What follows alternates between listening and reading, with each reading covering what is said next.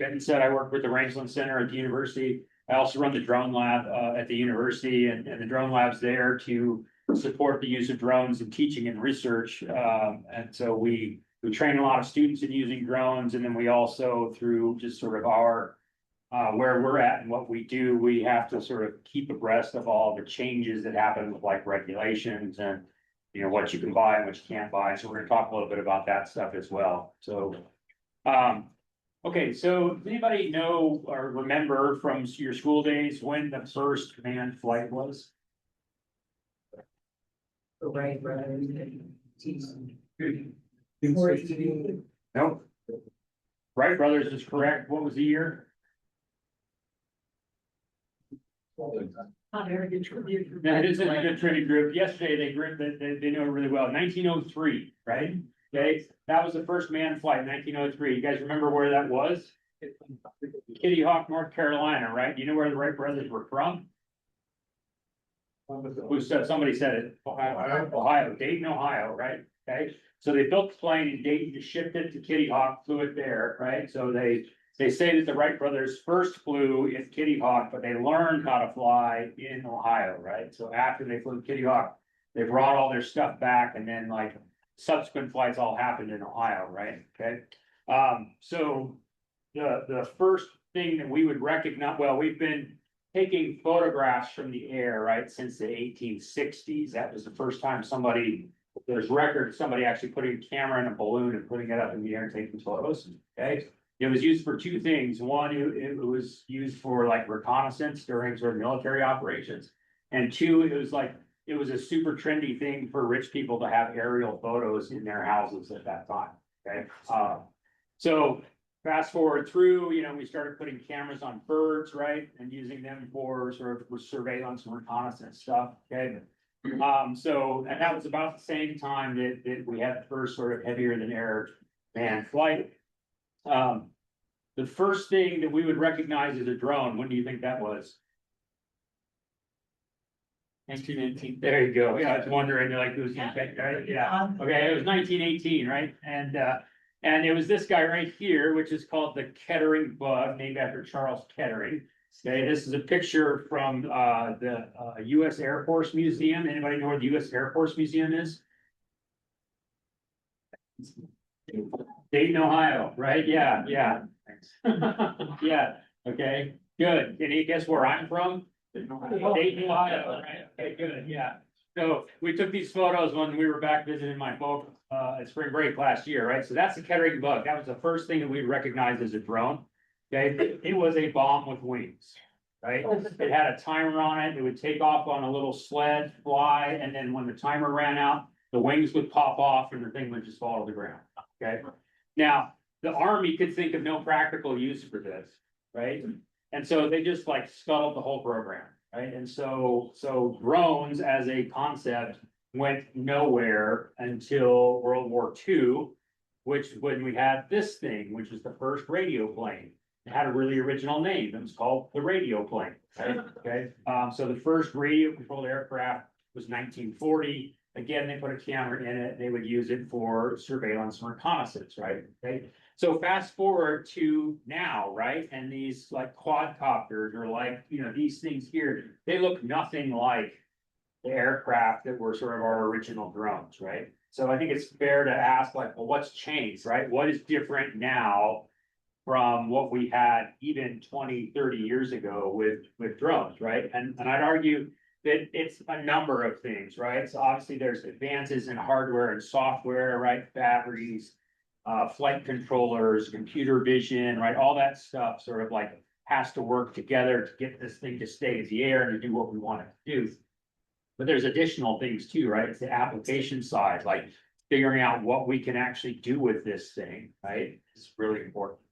And then the whole regulatory framework for how we actually operate these things in the air around other aircraft and other things, right? Has been a really big part of this as well, okay? So when I think about how we actually are using these sort of tools, right? Okay, I break it out into three kind of categories.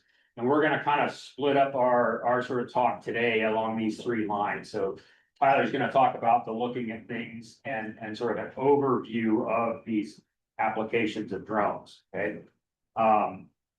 Eric's gonna talk about measuring things and specifically how we take photographs from drones and make maps out of that, and then take measurements and monitor things through those maps. And then I'll wrap us up and talk a little bit on the doing things part. Okay, so I'm gonna turn it over to Tyler, who's gonna get us started on the application side. And then I'm gonna take it back over and bore you all with some regulatory stuff, so that we make sure we cover the bases there. Take it over there. So Tyler, it's yours. Excellent. Thank you, Dr. Karl. So again, my name is Tyler O'Donnell. Like Dr. Glaze said earlier, I'm an extension educator in Washington County, and up there I primarily focus on beef cattle. So you might be asking yourself, what in the world does flying drones have to do with beef cattle?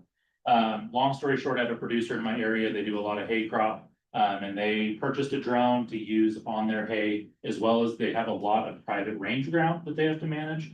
And so they found a lot of uses using that drone on that range where they couldn't get a ground rig into, and they were doing some dangerous things with four-wheelers and stuff like that. So they purchased it mainly for safety reasons. So this whole process, we did a drone class, everything else, and that's where we're at today. And I think that these are a great tool. Seen them in use quite a bit up there in Washington County.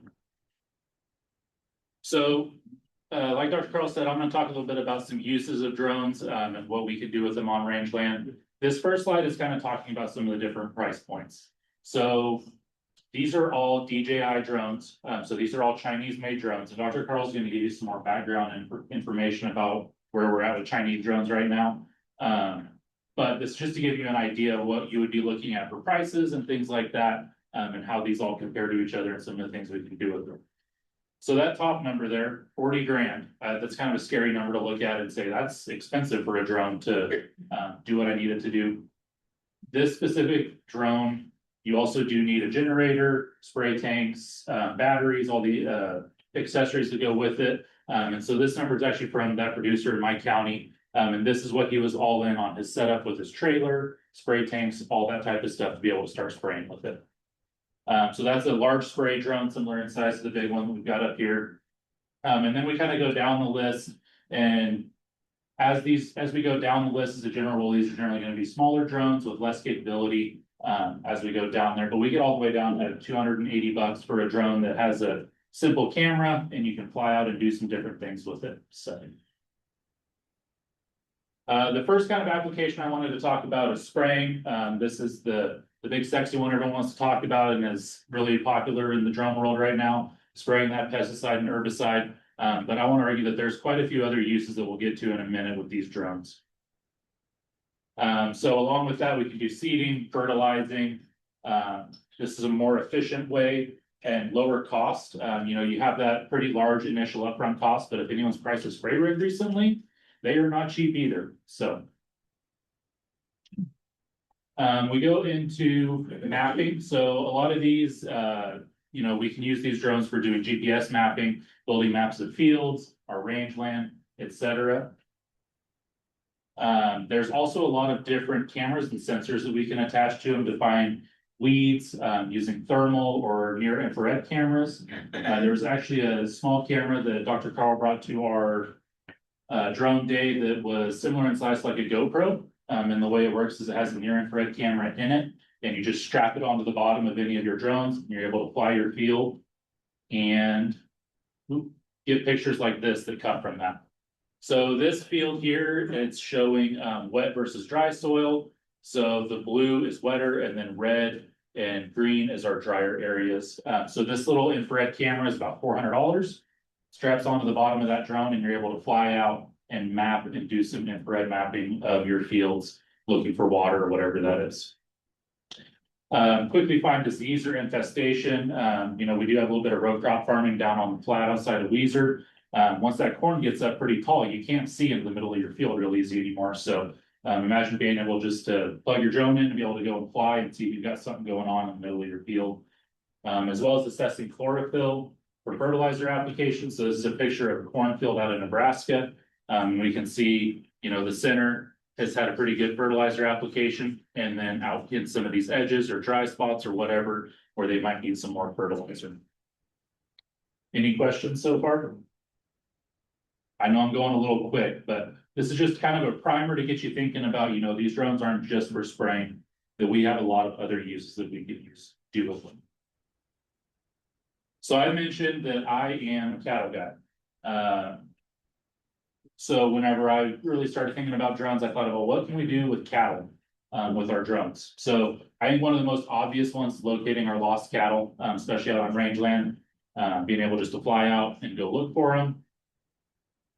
This was an interesting study I found out of Australia, and they were talking about evaluating cows and being able to read their ear tags with some of the new drone technology. So this bottom right picture, anyone have any ideas how old that is? What year it would have came from? It's 2010, so not too terribly far back, about 15 years ago. As we go up, this one, I believe, was 2012 or 13 camera technology. And then this is kind of that 15 to 17, 2020, and then this one was in 2023. These were all taken from a drone that was moving. Does anyone have any ideas how fast this drone was flying whenever it took these pictures? 30, faster. So they were flying this drone at 40 miles an hour and were able to capture pictures like this going out through the range as they were taking those pictures. Another application that I thought about really quick was calving season.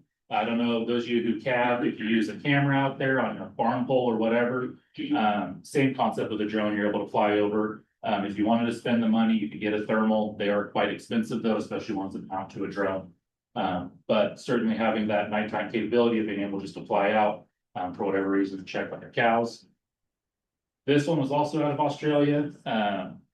They were actually testing drones, using them for herding on their cattle. And so once they had them broke to being able to herd with them, they found it was a pretty effective tool, especially on some of that, you know, that big wide open range that they've got out there in Australia.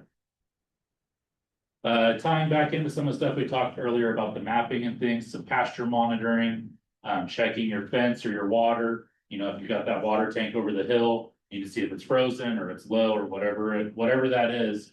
You know, being able to go out in your PJs and your slippers and fly over there and check it real quick sounds a lot more appealing than putting on 30 layers of clothes and dealing with the sub-zero temperatures that we might get eventually here in the state. You know, checking heat patches. I think that there's a lot of different things that we can do with these drones. I did read an interesting article talking about some integration with virtual fence. Those of you who are familiar with virtual fence, you know, we get dead signals and things like that from those callers. And you may not be able to get there immediately, but maybe you get your drone there faster than you could get there, see if maybe there's a predation event or whatever that looks like. You know, to me, the sky is really the limit with these drones, and what we could do with them is amazing. And I think that it's only going to get better. So any questions, or did anyone, you know, get a wild thought that they want to talk about, maybe another application or something? Is there any movement on like specific use exemptions for some of those, like calving and can't fly at night? So is there any movement on like getting some exemptions for stuff? Not as far as I know. Dr. Karl's going to talk a little bit more about the regulatory side. You can fly at night. There's just some restrictions with that. And there's some more information in those packets as well. Is there any sort of issues that have been run into with like cell service or network kind of service is, you know, say you have a camera and being able to like the live feedback from the camera to the phone or whatever it is that you're using to monitor that? Are there any issues in that way? In terms of like interference? Yeah, or like if you live in an area with really bad cell reception or anything like that, does that interfere with like the camera or whatever it is on the drone feeding back to whatever device it is that you're using from where you're standing? Typically, no. So these devices will sort of generate their own wireless signals and communicate like drone to controller kind of thing like that. There are some drones that are typically on the very sort of high end that you can actually operate over like cell service. Those are not super common at the moment.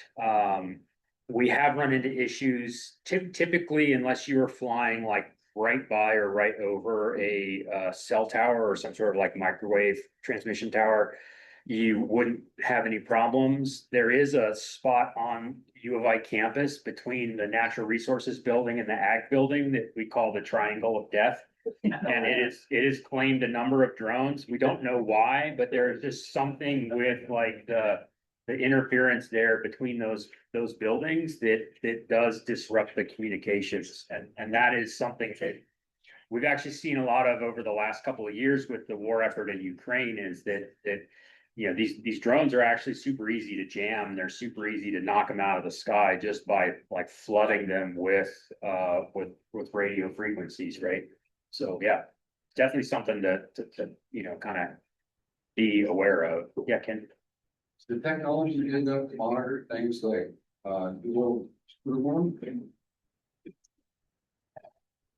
It maybe, right? I mean, all of this is gonna come down to like, is whatever you're interested in measuring or monitoring actually like observable from a distance? Is it observable through a photo or through a thermal imaging sensor or through some sort of other LiDAR sensor? And if the answer is yes, then it becomes like an exercise on like, how do you actually optimize the conditions to be able to detect that, right? And so, great example on the range side is doing weed detection, right? And so, rush skeleton weed is one that we're kind of working with like Royce right now on. And rush skeleton weed is super easy to detect from a drone if you do it at the right time of year, right? So if you do it in the fall, when it's still green and everything around it is cured out, then you can see it actually pretty well. If you're trying to map rush skeleton weed, you know, like early in the year or peak biomass, then it's actually kind of hard because you can't see it. There's very little to that plant anyway to see, right? And so, yeah. So that's sort of like a non-answer to your question, I guess, but yeah. I was just to add on to that, that producer that we're talking about, you know, doing that off season. He has multiple drones in his fleet that he does that with. And so he'll go out and map in the fall. And I think he maps at least once a month. Frankly, I think he just enjoys flying his drone as part of it. Nothing wrong with that. He'll go out and check, and you can definitely detect those different growth rates like that in his plants, so. Okay, one more, go ahead. You guys talk about the price of these drones and considering you guys cash, how much does it, take? Where'd you hear that? We've never crashed it. But how, like, what's the average cost of like repairing a drone if you do crash it with?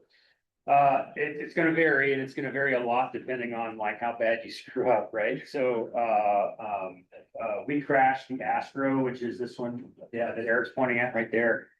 We actually just got that drone back last week. Now that's a special drone, right? It's a US made drone. It's actually like authorized for use on like Department of Defense projects as well. So it's a sort of like step up already in price point, but it cost me $8,000 to have that thing fixed.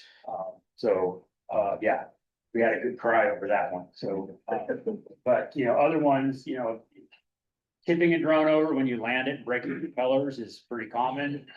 Those propellers are made to break, right? Like you want to break a propeller rather than breaking an arm off the drone, right? And so propellers for the Astro are like $100 for a set of them, right? So that is to me not a crash. That's just sort of like, you know, an operational expense, right? That's where stuff happens. So, yeah. Okay. Let's talk sort of, oops, you had a slide left there, Tyler. Do you want to cover that one? Or? That's right. All right. We'll get all this eventually here. So let's talk some boring stuff here. And the first thing that we want to cover is what's going on with Chinese made drones right now. You guys may have seen a lot of stuff in the news lately about Chinese drones are banned, they're not banned, right?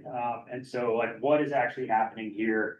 And the top shelf sort of take home from this is there is no ban on Chinese made drones as of today, right? As of 1:35, you know, in the afternoon on January 7th, right? There is not a ban on Chinese made drones. Now, what did happen is right before Christmas, we kind of all knew this was happening, we knew this was coming, it was expected.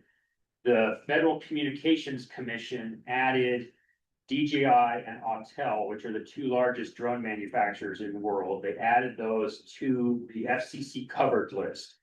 Now, the covered list is just a list of companies that are not eligible to have like wireless products certified for sale in the United States, okay? Which means that any drone from DJI or Autel cannot be imported or sold in the United States.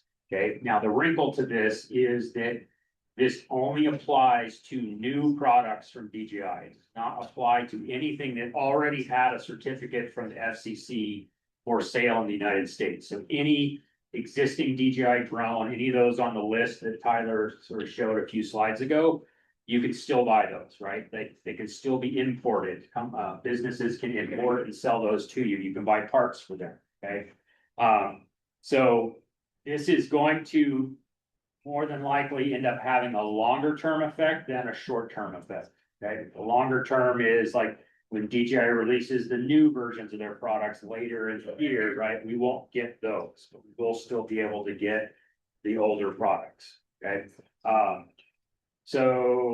Okay, so that's for like private use, right?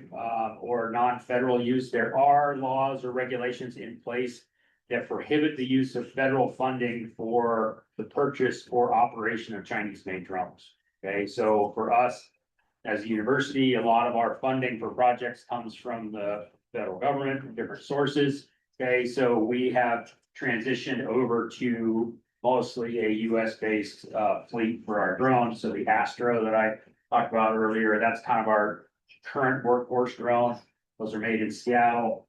The Wingtra is actually made in Switzerland, but that is an approved drone. It's on the blue list of drones. The spray gun here that we have is the Helio. Those are made in the country of Texas. But that is an approved sort of spray drone for us as well. To my knowledge, Helio is one of the only companies, US-based companies actually making spray drones at this time, okay? You pay a premium for these domestically produced drones, okay? So Tyler mentioned that producer that we work with, it was $40,000 all in for his drone, his generator, his trailer, his batteries, everything, right? $40,000. This drone itself was $40,000, right? So it is quite a bit more expensive than what we've been used to in drones so far, okay? Okay, oh, I just talked about this, right? This is the FCC listing stuff for the drones, okay? So this, there's a hand part of the packet that we handed out. There's a 2-pager on sort of what this means for Chinese-made drones.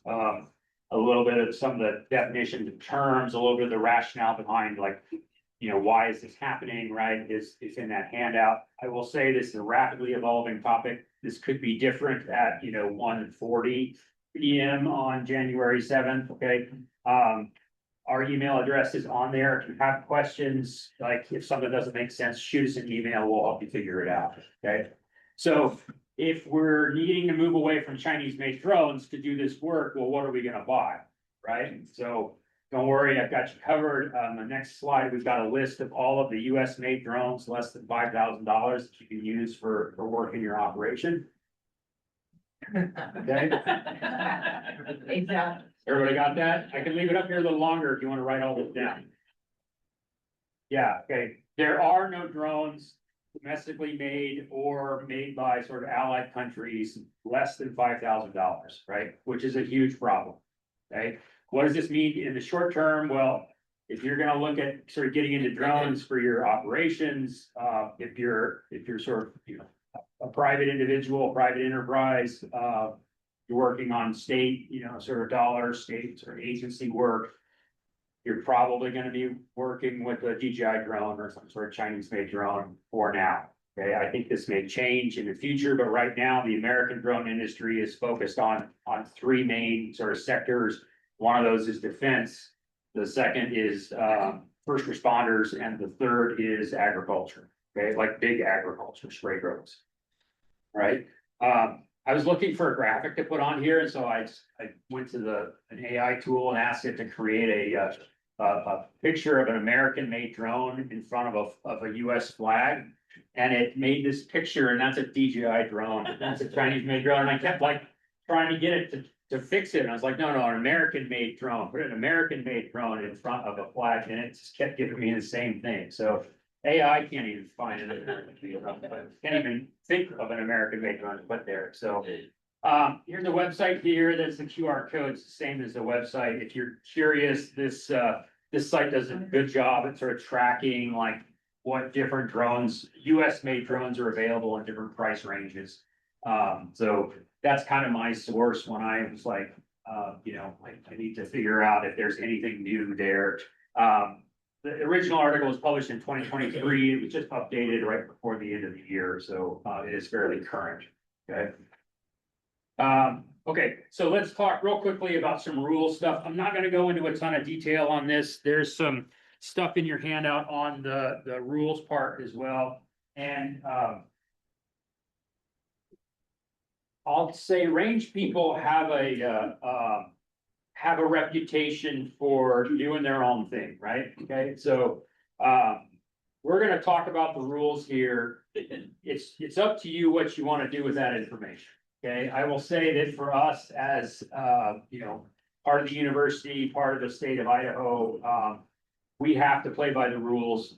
We have, a fair amount of sort of scrutiny that's given to us, in our operations, right? And so we play by these rules. And it is worth pointing out that your odds of getting caught not playing by the rules are not super high, unless somebody gets hurt or there's some property damage, okay? And at that point, then fines for breaking these rules can be quite high, okay? So that's all I'm gonna say about that. You do what you want with this sort of information, okay? Before we kind of get too far into that, we need to cover a little bit of like terminology here, so just make sure we're all on the same page. When I say drone, I'm actually talking about like the whole thing, the whole system, okay? And so that is the aircraft itself, okay? That is the controller, right? That we use to issue commands to the aircraft, tell it what we want it to do. And there's a way for these two things to talk to each other, okay? And this gets back, I think, to your question earlier about like, how are these things talking to each other, right? And there's some sort of radio frequency that's generated on the transmitter and then picked up by the receiver in the drone, okay? Usually that's some sort of wireless communication. We're seeing like in Ukraine where there's a lot of issues with jamming of drones, right? They've switched to like fiber optic cables. So it doesn't have to be a wireless communication. It can be something else. We just need some way for this controller to talk to this aircraft, okay? When we, in most of our applications that we do in sort of natural resources, we need an additional piece of technology in here, and that's some sort of location-based technology. So we need some way for this drone to know where it is, okay? So that we can actually like plan out a mission. We can give it some instructions, load them up into the drone, and then it can just kind of go on its merry way and fly that without a lot of intervention from us, okay? Or the sort of kind of corollary to that is that because this thing has a GPS in it, it knows where it is. If I fly it out someplace and I let go of the controls, it will stay there, right? It will stay in that one spot until I tell it to do something different, right? Okay. Versus like this drone here, right? This little tiny whoop, okay? We use these for training pilots because they're actually super hard to fly. They don't weigh, this thing weighs as much as 2 Oreo cookies, okay? But it's really overpowered for how much it weighs. And so it's super easy to get in trouble with it really fast, okay? There's no GPS sort of technology, there's no location-based technology in this, okay? So you have to be actively piloting this all the time. If you take your hands off of the controls, it'll just keep doing what it was doing, right? It'll keep going the direction it was going, or if there's wind, the wind will just sort of like take it and carry it away, okay? So these are super effective at training because it forces you to learn how to actually fly the aircraft, okay? So that's kind of our sort of like basic terminology here. And the instruction side, we use some sort of application to design the mission, design the path that we want the drone to take, load that up into the drone, and then they fly autonomous. Okay. All right, so let's talk about the regulation stuff. All of the sort of rules about flying drones fall under the purview of the Federal Aviation Administration, the FAA.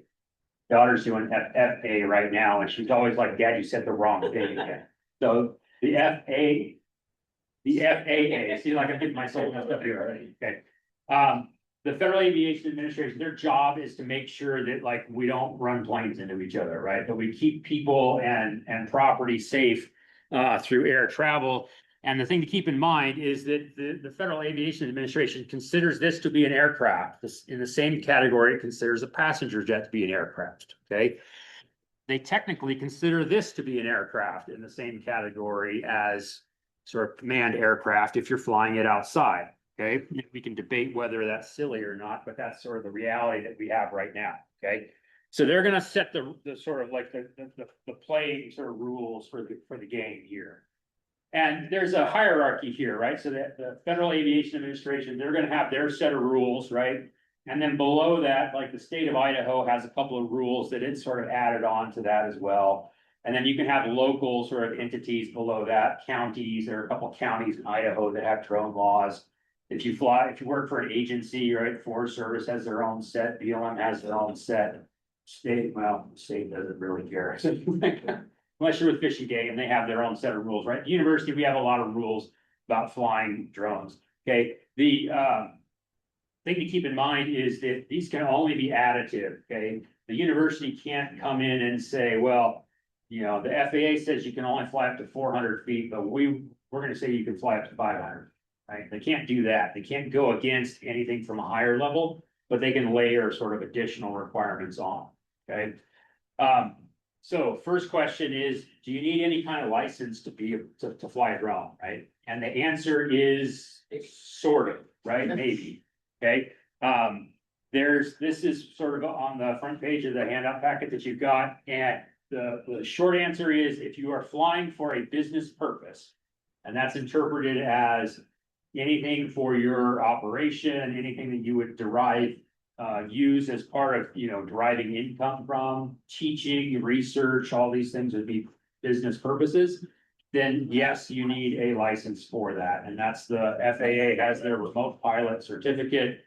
You study up for it, you take the test. It's a 60-question multiple choice test. It's not actually that hard, okay? All it certifies is that you know what the rules are, okay? It does not say anything about whether or not you can actually fly your drone or not, okay? If you're just flying for fun, no, you don't need a license. You're supposed to go online and take the little sort of training course that tells you what the rules are, and that's basically it, okay? If you're gonna do anything more sort of complicated, like spraying, you know, chemicals from drones, then there's additional requirements on top of that. Applicators, licenses, aerial applicator ratings, additional sort of approval certificates that you need in order to do that, okay? So, okay, we talked about most of that. There's a part in your handout too that lists sort of like the sort of top shelf set of rules for flying drones. This is not exhaustive. If you're interested in this or you're actually flying them, it's worth your time to go and figure out what all these rules are. But some of the big ones are, you're not supposed to fly more than 400 feet above the ground. You can fly at night as long as you have anti-collision lights. That means a light that another aircraft could see from at least 3 miles away, okay? You have to maintain visual line of sight to your aircraft, right? We got the question yesterday, how far can these things sort of transmit and receive? And I think this drone here is rated out to something like 7 or 8 miles of transmission range on it. You cannot see this drone when it is that far away from you, okay? You're really hard pressed to see this drone when it's more than half a mile away from you, okay? So that's one of the rules is you're supposed to maintain visual line of sight for the drone. You can have visual observers help you with that. We are limited to one drone per pilot, unless you have special approvals to do that. This spray drone is actually rated for flying in swarms. So we're approved to fly, like one operator can fly up to 4 of these guys at the same time, okay? Which is, I really want to do that. That just sounds like a lot of fun. Okay, and you can kind of, look through some of those other ones. Again, it pays to sort of just know what the rules are. One of the big things that we run into a lot is airspace, okay? And the FAA divides up airspace based off of the likelihood that you'll encounter other aircraft there, right? So around airports where there's gonna a lot of aircraft there, right? It's a restricted airspace. You're not supposed to be flying there unless you have approvals to be there, right? You can get approval to fly your drone in restricted airspace, and it's really easy to do. It's an online app, okay? If you want to fly right next to the airport, no, you're not gonna get approval to do that, right? But if you're a couple miles away from the airport in restricted airspace, you just pull up the app, you say, hey, I'm flying here for the next hour and a half or whatever, I'm gonna stay below this altitude. You submit it, it comes back almost instantly with your airspace approval. All that does is just lets air traffic control know you're gonna be there. They're alerting other pilots that there may be a drone in the area, okay? If you are flying in restricted airspace, without doing that, other aircraft may see your drone and report you, and then you get an uncomfortable visit from law enforcement, okay? There can be quite steep fines associated with flying in restricted airspace. It is super easy to do with the app.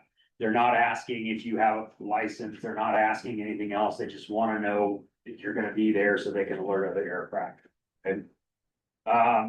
Something that's really important in Idaho is small airports may not have restricted airspace, okay? So Twin Falls here, that's a class C airport here, right? So Haley, Sun Valley, that's a class D airport. But like the landing strip at Peekaboo, there's no airspace designation around that. The airport in McCall has no airspace designation around it, right? That's a very busy airport in the summer.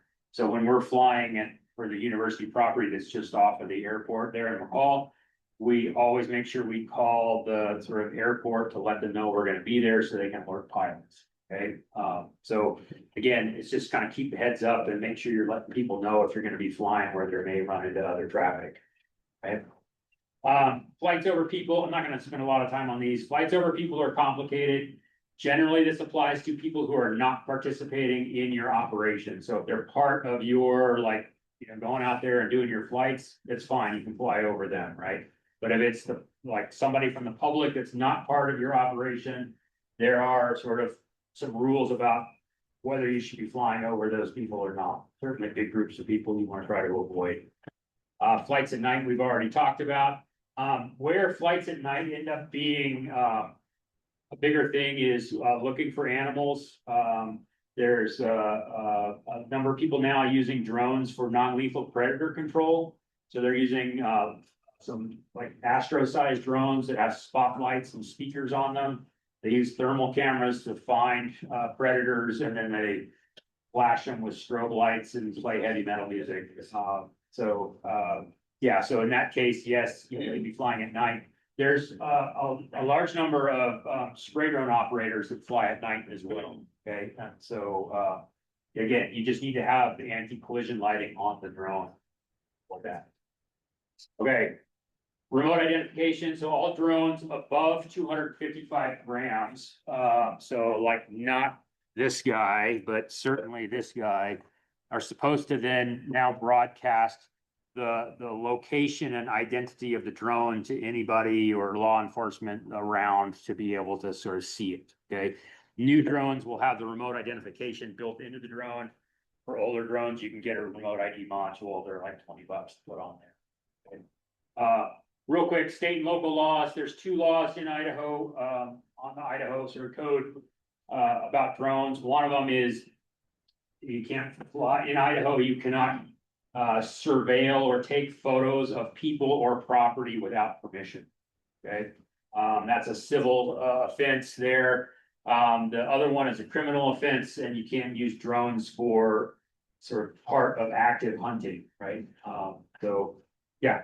How is that traceable? I mean, say. Good question, right? Yeah, I mean, it'd be really hard, right? I mean, to me, this would come down to, right? You know how the FAA catches most sort of people for drone law violations, right? they're just trolling social media, looking for pictures and videos of people doing stupid stuff, right? So the moral of the story there is if you're gonna do something questionable, don't put it on the internet, right? Yeah, yeah. The only state agency policy that I'm aware of right now for drones is with Idaho Department of Fish and Game. And again, it's related to use of drones in hunting and prohibiting flight of drones in state wildlife management areas. Okay? There's two county laws, both for Ada County and Canyon County and around flying drones in parks, okay? And again, it has to do more with like photographing people without their consent.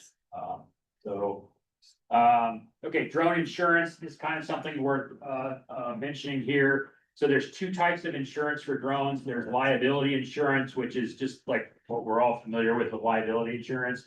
If I crash my drone and I hurt you or damage your property, then there's a payment, sort of made for that. And then there's hull insurance, and hull insurance means like when I crash my drone, I don't have to cry about the money that it takes to fix it, repair it, okay?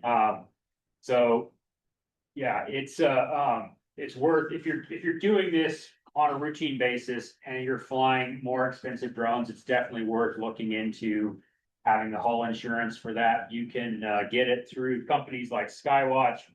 I'm not affiliated with them. I'm not getting any kickbacks. It was just the first one that came to mind. There's other companies out there. And you can buy this, both liability and hull insurance, like by the day, right? So if you just are flying tomorrow, you buy a day policy for that for like 15, 20 bucks. So. Okay, real quick, flying on public lands. Generally, there are no restrictions against flying on public lands unless there is a special management designation to it, okay? Just general BLM Forest Service land that is in unrestricted airspace, provided you are flying for your own purposes. There are no sort of limitations on that. It's a really good idea if you're out there flying to just give them a heads up to let them know you're going to be out there. Flights are generally prohibited if there's a special management designation. So parks, monuments, wildlife refuges, wilderness areas, those are sort of no fly zones for drones. And, fires are a big thing, especially in Idaho. And this is one that every year there's issues with this. Okay, so it is illegal to fly drones around any kind of active firefighting effort. Right? When a fire starts, the FAA puts up a temporary flight restriction. It's not just related to drones, it's related to all aircraft, right? So it prohibits all aircraft within the area of that fire, okay? And then if your drone is sort of detected flying within this sort of flight restriction area, then they will ground all piloted aircraft operations within that area until they're sure that your drone is gone. Right, which can have a huge effect on the ability to fight fires, right? So, yeah, so don't fly your drone around sort of fires is basically the sort of moral of the story, okay? It happens every year though. There's some sort of news article about people flying around fires. And then last thing, just wildlife, be sensitive to the effect that drones have on wildlife. And actually we could extend this to livestock as well, right? Okay, unless you're trying to move your animals with a drone, then you could be inducing stress on that animal just by the proximity of that drone to it. Okay, these drones, even the small ones here, make a fair amount of noise, right? This thing is a super high pitched kind of whiny sound. This will drive my dogs absolutely nuts. Okay, larger drones, can also have an effect. Certainly spray drones.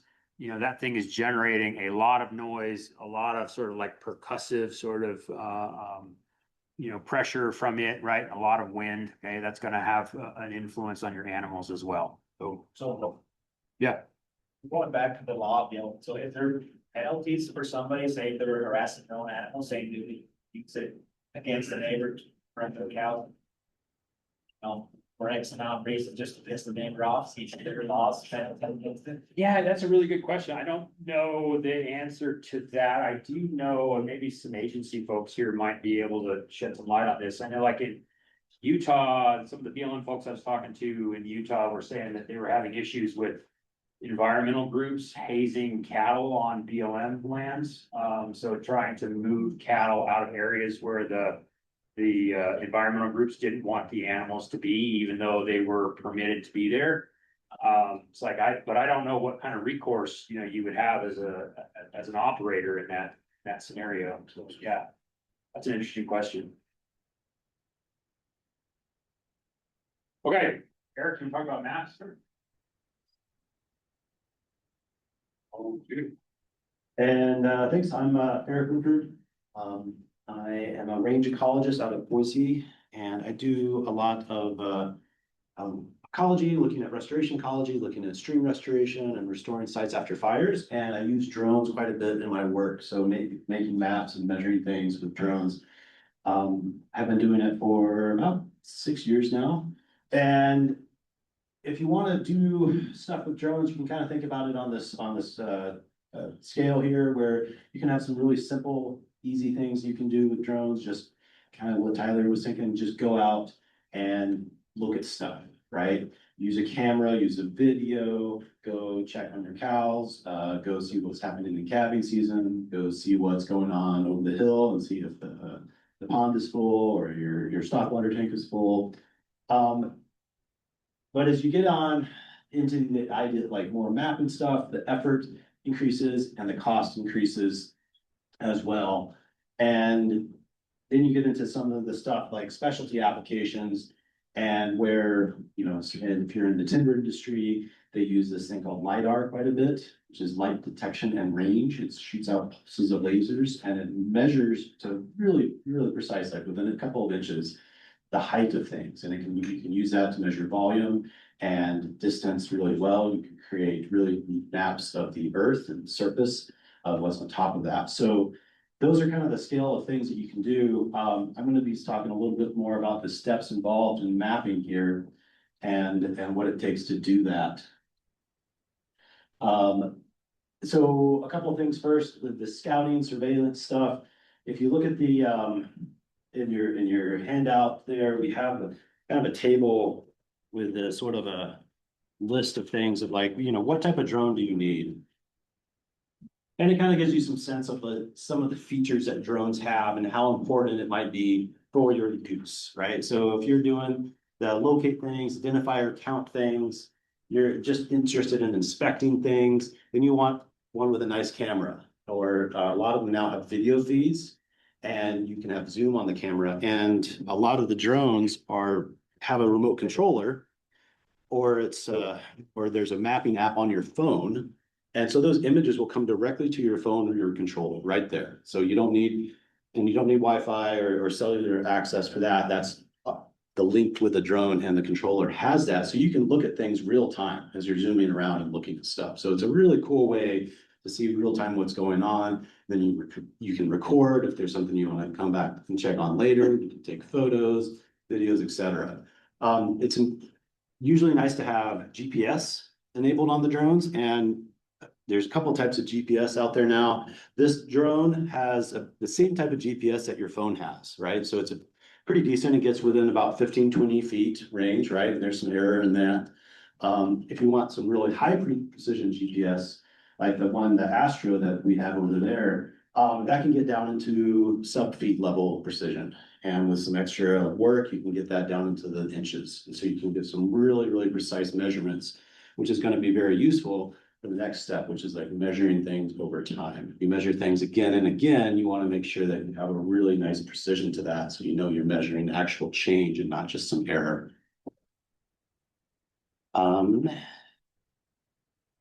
So making maps from drones, how do we do this? What's going on? So basically it's the photo feature of the drone. The video, we don't really use that when we make maps, but we use the photo feature of the drone. We take the images at a certain height and we fly over an area. We have a great deal of overlap in these areas. You generally 80% overlap. And we take, hundreds of images. And then we can combine those images together and we can make maps that, like Tyler was showing, that can show your whole field. And it can show your field and you can do some extra steps and you can look at how productive that field is, how green it is, what's the moisture content of the soil or the vegetation going on there. You need some additional sensors for that now though, like your thermal sensor or maybe your near infrared sensor. But you can make some really cool maps with even some stuff like this with a basic camera. I think this one has a 20 megapixel red, green, blue camera, so visible range spectrum camera. But if you want to get into some other stuff, start looking at measuring things, looking at boundaries, areas of volume change. If you're, and again, in the forestry industry or timber industry, you can look at how your timber volume changes over time. We can use it to look at vegetation change. If we have one project right now looking at spraying cheatgrass and seeing how effective the cheatgrass spraying is using drones, monitoring with drones. So we can see that over time and hopefully see the change in the vegetation cover.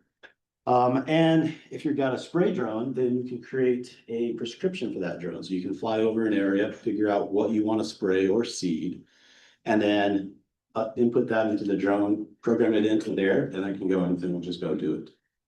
So really cool features there.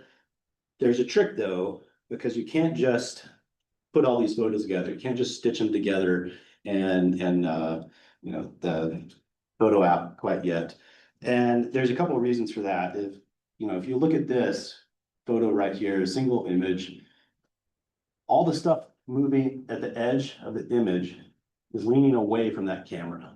And then everything directly under the camera just doesn't look like it has any height. So you can't measure anything with that. You can't measure height with that. And if you put two of those images together, well, you're just getting kind of like a weird visual effect of like which ones, go directly under the camera. So that's called a relief distortion, and it's a feature in every camera. The other feature that we have in distortion is called perspective distortion. And that's like looking at a railroad track and it just kind of goes on. It looks like it just meets together, but we know, of course, that is the same width the whole way down. But the camera has that distortion. And late in the real jump in making maps from drones came when we started realizing that's a good feature. We can use that.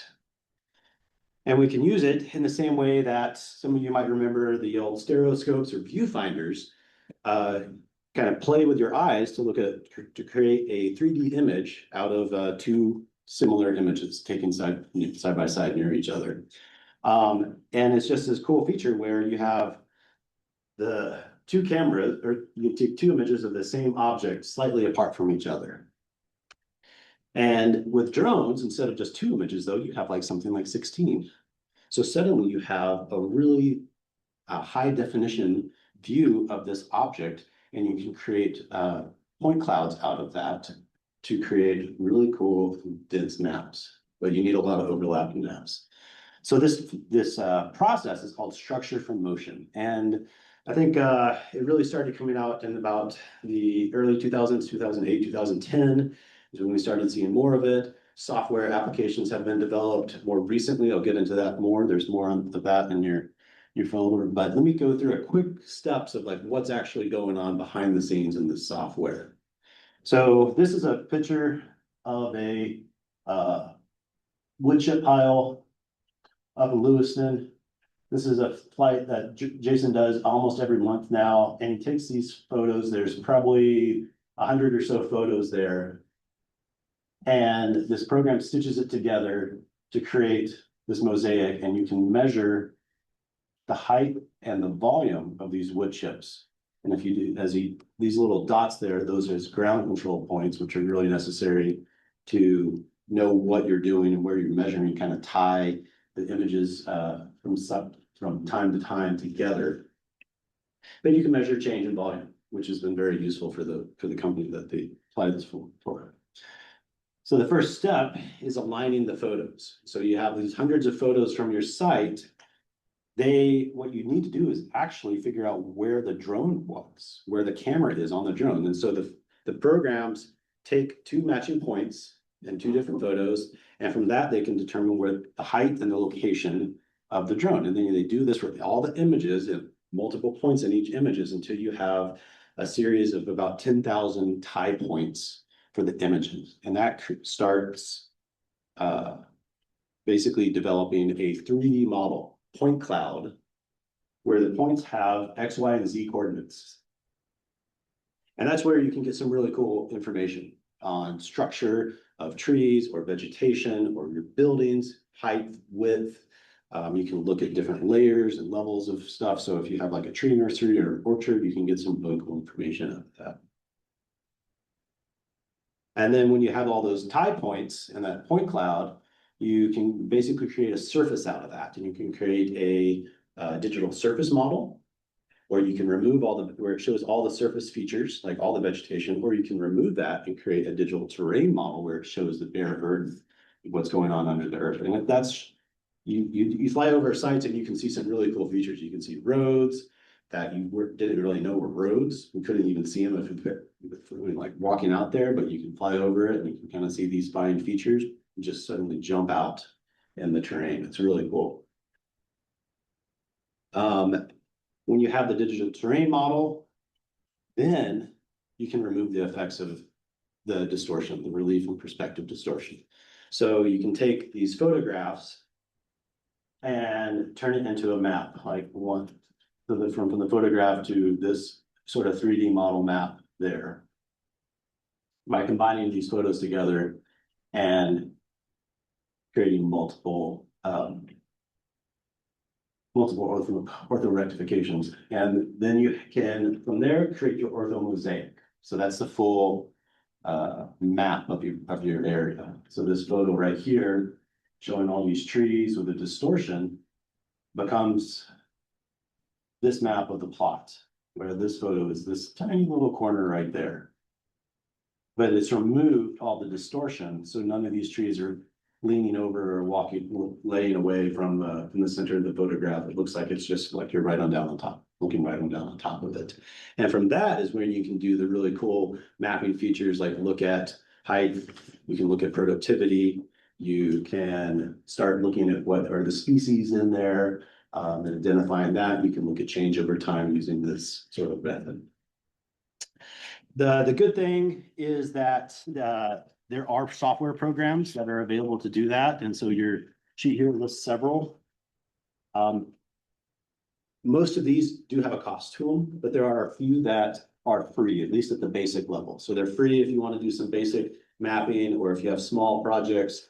But they're usually the type that if you go more detailed and more complicated or larger projects, then they're going to want you to pay a license fee.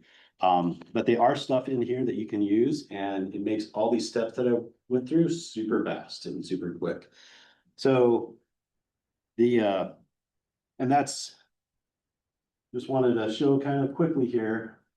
That's one of the steps of getting maps from drones. So there are multiple steps in this. You know, you have your objective, you have to site select, you do your mission planning, and there's a mission planning app for that. Flying the drone is probably the quickest of these steps, and that's why we all like it, but it's actually a fairly small part of it. Processing images, creating the imagery, creating something that's useful out of it takes a little bit more time, but we do have some great tools now that can help us get through there. Okay, I think we've got a quick little update on spraying and seeding drones from Jason and all that. All right, thank you. I will point out too that I brought some animals from the petting zoo here. So if, you know, when we're done or at break, if you want to come check these out, I'll be over there. We can answer any questions, or you can catch me afterwards too. So just to kind of wrap up here, I want to talk a little bit about spray drones and yeah, kind of where this is going, and the couple of things to keep in mind about spray drones, and Tyler alluded to this earlier with this producer that we've been working with, is that if you're thinking about getting into spray drones, you need to be prepared that to be effective with this, to be efficient. It's more than just buying a drone, right? These things they're big, okay? but they are limited, right? So even this drone here, which seems really huge, there's only 10-gallon capacity on that drone, okay? Which seems super limiting until you realize that, well, the battery's only gonna last for 10 minutes anyway, right? And so you're gonna run out of battery about the same time you run out of fluid, right? And so you're gonna go out, you're gonna spray until you're done, and you gotta come back, and so it's efficiency is all about how fast your NASCAR pit crew is, right? How fast can you refill that drone and swap those batteries out and get back up in the air, okay? So to be effective with this tool, there's a lot of accessory equipment that goes along with it, right? You need a trailer to get all that stuff sort of out to your site. You need a generator so that you can be charging batteries in the field. And what we have found is that whatever generator you think you need, you should get a bigger one, right? Because, you know, you can rapid charge these batteries, you can charge a set of batteries in about 10 minutes, provided that you've got a generator that can push that much energy into the batteries, okay? And then you've got tanks and pumps and spare parts and all this kind of stuff, right? So you have to be prepared that you're into this, you know, kind of as a full deal, right? As a full package, right? So that may help you make a decision on whether you want to try to, you know, buy into this yourself as a tool, or whether you want to try to contract this out. And there's, you know, more and more people now that are providing this as a service. This is this operator that Tyler was talking about, and their trailer system that they have is a double-decker trailer, so they actually fly from the top, right? They stand up on the top, so they've got a better view of the area around them. And then they actually take off and land the drone on the trailer itself, trying to get everything positioned right. When I think about spray drones, though, and like where spray drones are effective, in my mind, I kind of came up with this rule of two, right? And where drones, I think, are going to be really useful for an operation are places where the other equipment that you have available to you is just not working for whatever reason, right? So it's too wet to get your ground equipment in. It's too big to go spray it by hand, right? It's too small to get somebody with a helicopter or a plane to come out and do it, right? It's too steep for ground equipment that you may have, right? So these are situations where, like, yeah, maybe the drone is actually a good sort of choice for that, for that application there. Again, you have to keep this sort of balanced with the fact that, okay, you got to reload this thing pretty often, right? Okay, and it's not going to be as efficient as, say, ground equipment or other aerial equipment, just based off of like what the technology is, where it is at right now, and the limitations that we have. You'll see if you go like to Helio's website and you look on there, and they'll say, you know, this drone can spray 80 acres an hour, right? And it's like, wow, that's super ambitious. I'm not sure I've seen anybody that's operating fast and smooth enough with this drone to be able to get 80 acres in an hour with it, right? Okay, so yeah, I think you have to kind of take what they're saying on these websites as, you know, with a grain of salt. But I think there are some certainly some use cases for this in places where it does make a lot of sense to use a drone as a tool in the toolbox. And then just sort of lastly, if you are engaged in spray drones, there is a whole extra level of regulations and rules that go along with that. Again, the FAA considers these aircraft, right, just like piloted aircraft. And so if you are spraying chemicals from this drone, you fall under the same set of rules that helicopter pilots and airplane pilots have to play by when they are spraying chemicals, right? So you have to have, it's called your Part 137 certificate, your authorization from the FAA that you are allowed to spray chemicals from the drone. Normal drone regulations apply to drones all the way up to 55 pounds. This guy with the batteries in it with no fluid weighs 100 pounds, right? So we are above that limit. So now we have to have an exemption from the FAA so that we can still operate a drone that is overweight, okay? You have to have applicator's license. You have to have an aerial applicator's rating for your license. Okay, there's additional reporting requirements.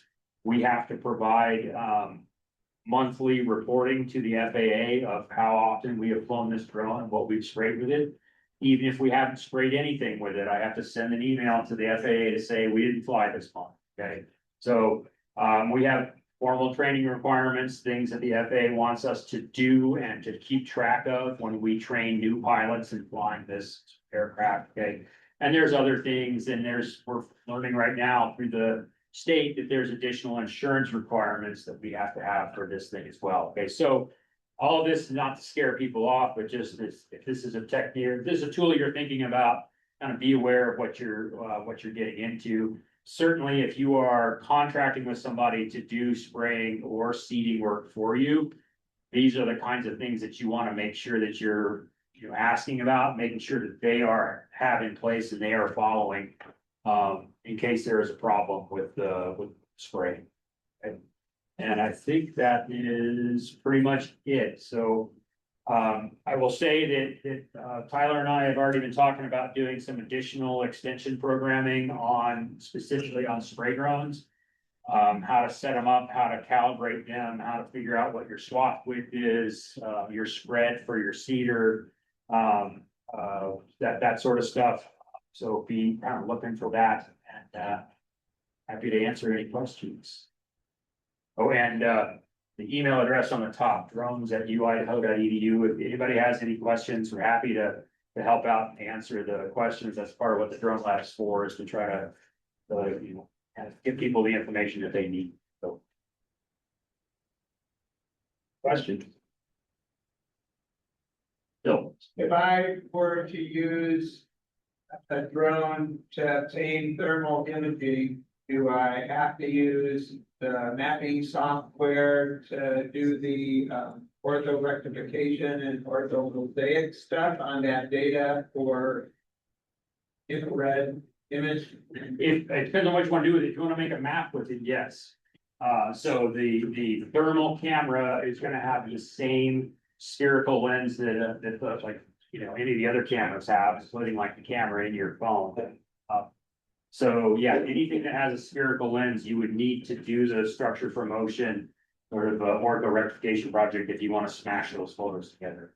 If the photos themselves, the thermal imaging, a lot of times are really useful, and so if you're just looking for animals or whatever, right? Like you can a lot of times find those just off the photos without having to do the mapping process with the thermal stuff. I will say too, with the thermal imaging, we've done a couple of projects like where we were looking for game birds, so pheasants and turkeys.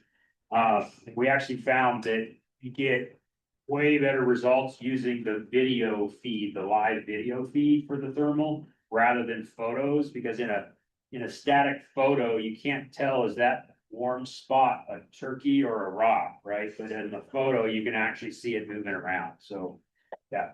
And thermal imagers are becoming a lot more common on drones. Tyler's right, they are still expensive, but we're starting to see it more and more.